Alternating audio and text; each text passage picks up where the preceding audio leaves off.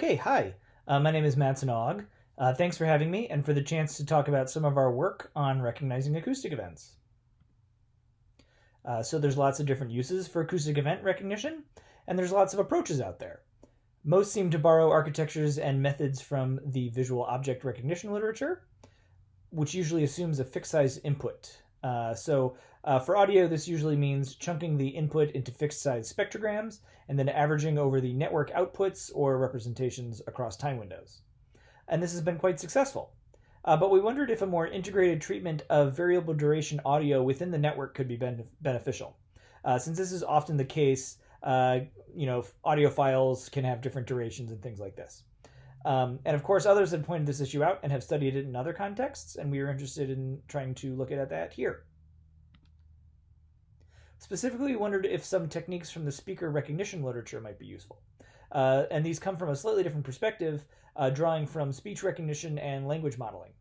One particular architecture we were interested in was the time delay neural network, or TDNN. These are fairly simple to set up and very easy to train. They're mostly composed of feed-forward units structured in a clever way. And TDNNs give special attention to how information unfolds in time by statistically pooling the outputs of lower layers over time windows within the network to create a global intermediate representation that is then fed forward to higher layers for further processing. This results in a network that generates a full representation natively within the network at the segment or file level, which is very handy and easy to work with. So specifically we're interested in whether speaker ID approaches could be successfully applied to acoustic event recognition, with the caveat that we might need to look at how to adjust this architecture or adapt it a little bit to better fit this non-speech task. So we looked into that.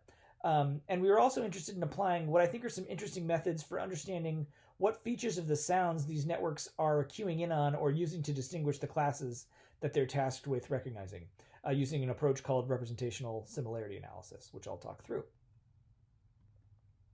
Okay, so some description of how we set up these experiments. We used the Kaggle 2018 dataset because it had a lot of features similar to other speech recognition training datasets, which was very handy. And then we used a few different baselines. So there's the initial published baseline, and then we also derived a harder baseline from the Google YAMNet embeddings, since this is a popular publicly available resource. And plus, the system works really well, so it set a high bar.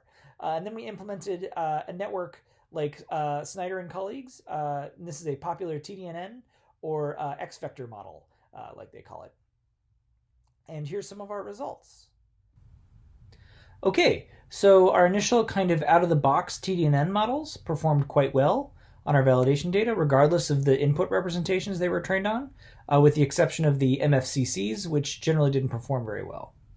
The spectrogram representations in this first round of tests with the initial model architecture performed the best, but this representation also contained the most frequency bins. So since all the networks have the same time windows, this increased frequency resolution probably increased the model's capacity. We also carried out a few subsequent experiments. Since this architecture is kind of new for this non-speech task, we wanted to understand what the best set of inputs and hyperparameters might be for the TDNN to address a non-speech task. When we explored this empirically via a few additional experiments where we compared options for optimizing the network and the training pipeline. Again, these were mostly borrowed from the speech or speaker recognition literature. You can read the full details in the paper, but the main result was that training a model, one of these TDNNs with MEL filter banks as an input representation and using speed augmentation of the data during training yielded the best performance on our validation partition. And in follow-up experiments, we found actually that this MEL filter bank plus speed augmentation setup performed even better on the validation data than other different combinations of multiple model optimizations. So we went ahead with this filter bank and speed augmentation model, and we used that to apply to the test partition. And we found that it performed pretty well, and it just slightly outperformed the higher YAMNet baseline, which we were pretty happy about. But we had a few follow-up questions.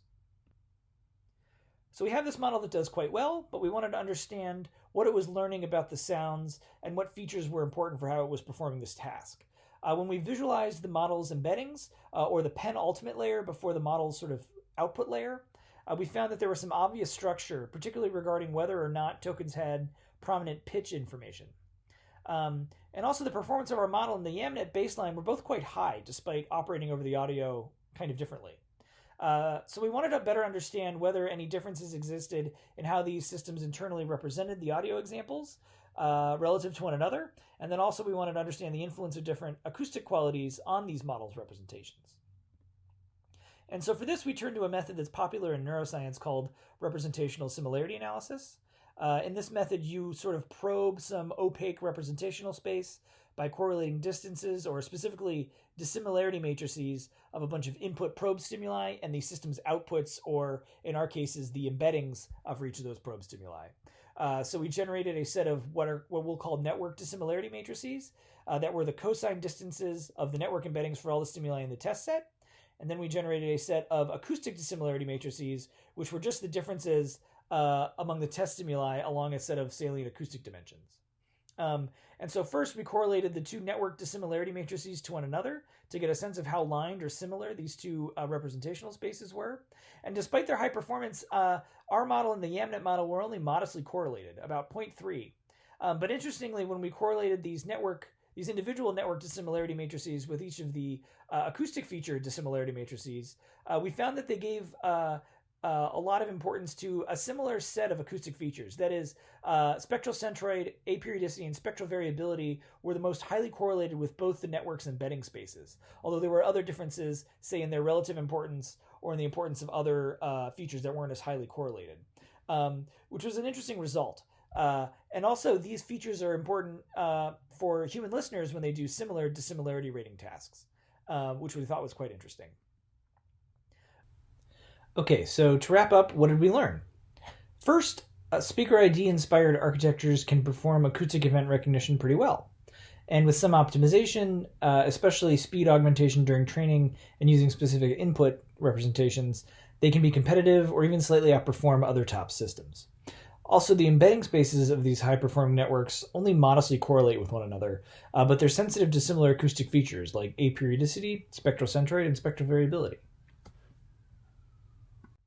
We have some ideas for future work, looking at other network architectures or data sets, and maybe even looking at different kinds of signals or classification tasks. But we can discuss those or other questions you have about our paper if you want to stop by our poster.